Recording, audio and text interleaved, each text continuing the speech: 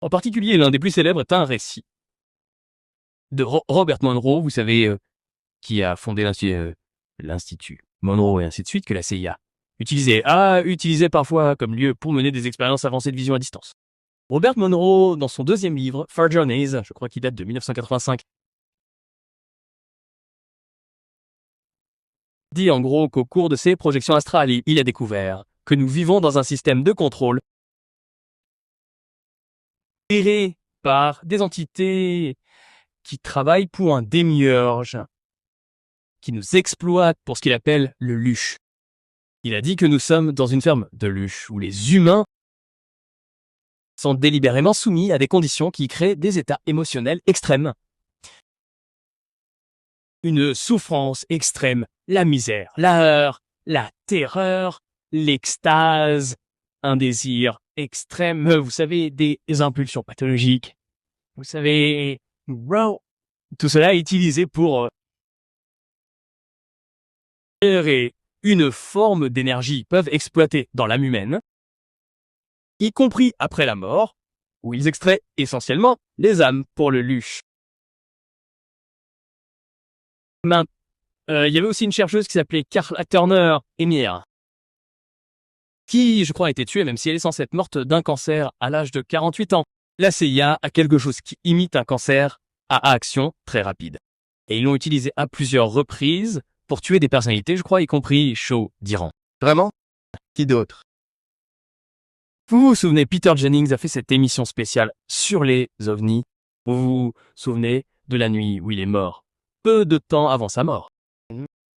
Il a fait cette énorme émission spéciale sur les ovnis pour laquelle il avait enregistré des jours et des jours de séquences avec toutes sortes de lanceurs d'alerte éminents.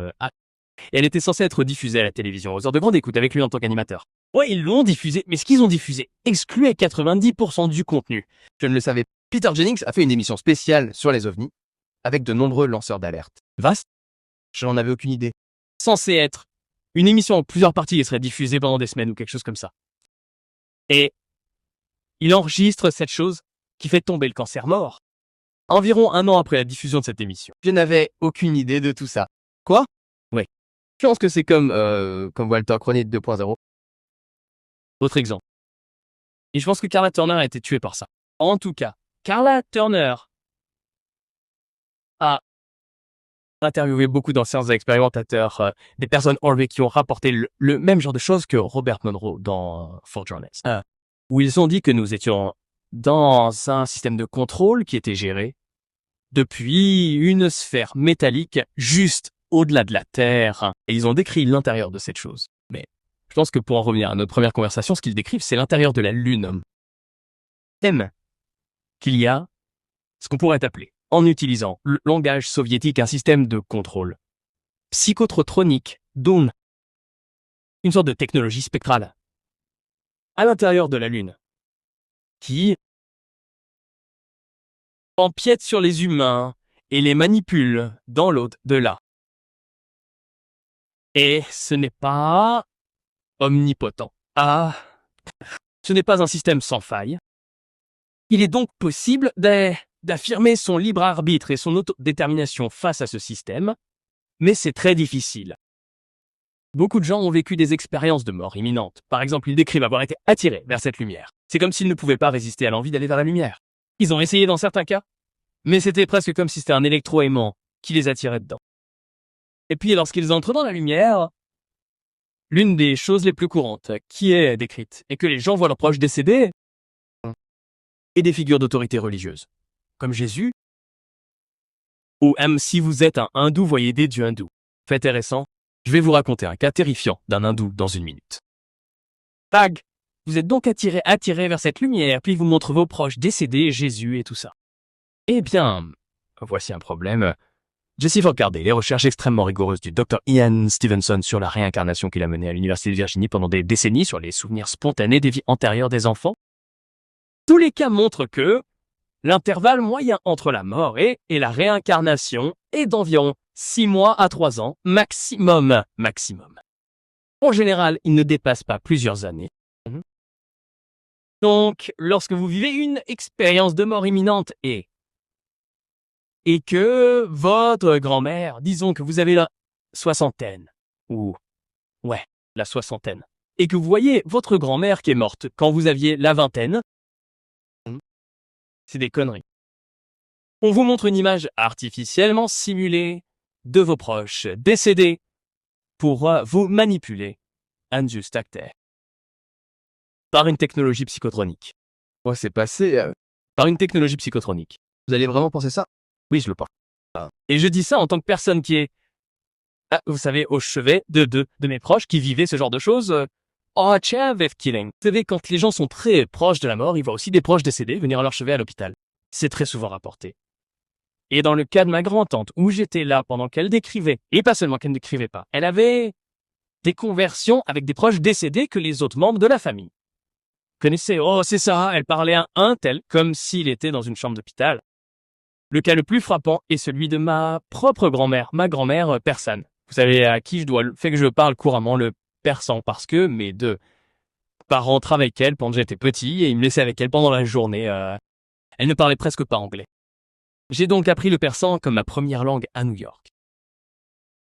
J'étais donc très proche de ma grand-mère et quand elle était mourante, c'est exactement ce qui s'est passé. Elle a commencé à parler à mon grand-père décédé. Mon grand-père persan est mort quand mon père avait 4 ans. D'accord.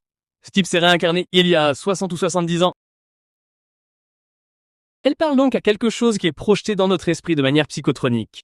Mais comment savez-vous que c'est projeté de manière psychotronique et que ce n'est pas seulement une fonction de son propre âge?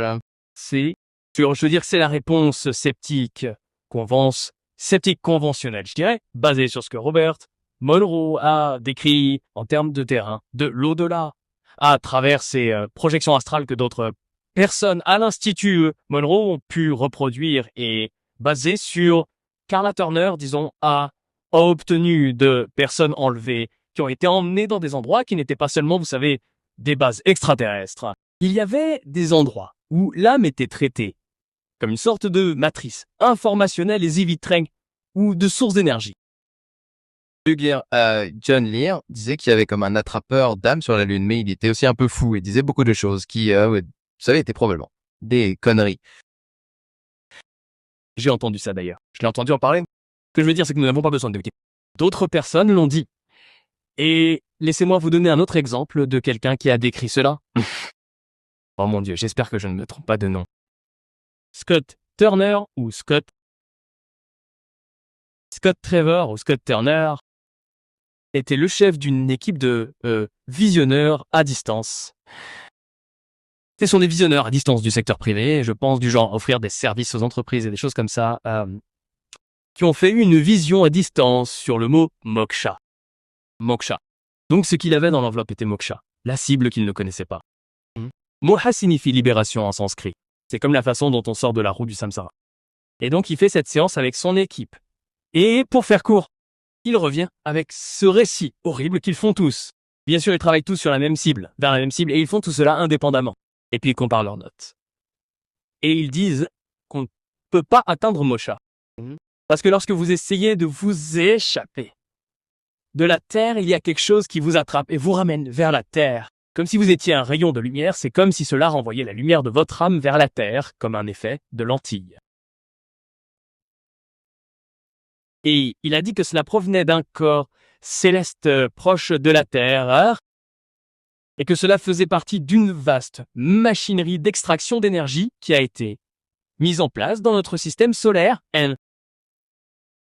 à la fin d'une guerre qui a dévasté le système solaire. Il a dit qu'il y a des millions d'années, il y avait ces gens horribles qui voulaient établir ce système de collecte d'énergie ici et voulaient exploiter l'humanité à cette fin. Et il y a eu une rébellion contre eux. Et le conflit a été mené dans tout le système solaire.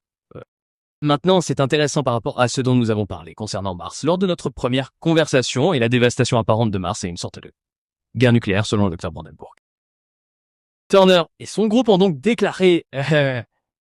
Turner, Trevor Scott, peu importe ce téléspectateur, il va figurer dans mon nouveau livre, Thanosis. Mais vous pouvez le trouver sur Google Remote Viewing Moksha. Les gens étaient tellement perturbés par la vidéo que le type l'a supprimée. Il a toutes ses autres vidéos en ligne, mais il a supprimé celle-ci, mais d'autres personnes l'ont mise en ligne sur d'autres sites. Et il a donc déclaré que les rebelles qui voulaient préserver la liberté et l'autodétermination humaine ne voulaient pas que les humains soient exploités et exploités de cette manière. Ils ont perdu la guerre. Et depuis lors, nous sommes restés à l'intérieur de cette prison où nous sommes manipulés spirituellement et exploités pour notre énergie. Lorsque nous avons décrit ce site à l'origine, il s'agissait d'une clôture ou d'une grille autour d'un lieu. Cela agit comme une barrière. Cela collecte et piège les personnes, les choses ou les objets. Il s'agit en fait d'une planète innocente qui est utilisée de manière non intentionnelle. Et cela mesure le flux et agit comme un point de contrôle et un point d'accès pour une force extérieure. Un spectateur l'a décrit comme similaire à un tour de passe-passe et d'une certaine manière. C'est une énergie que le spectateur ne connaissait pas et qui se déroule sur une planète surpeuplée. C'est une fonction délibérée qui agit comme une cage. Les gens ont été dispersés ici et une forme d'injustice perverse se produit. Un troisième spectateur l'a décrit comme un grand objet formé naturellement, comme une planète, qui agit comme un enclos pour animaux. Il s'agit d'un camp de réfugiés, caché hors de vue et d'une force magnétique.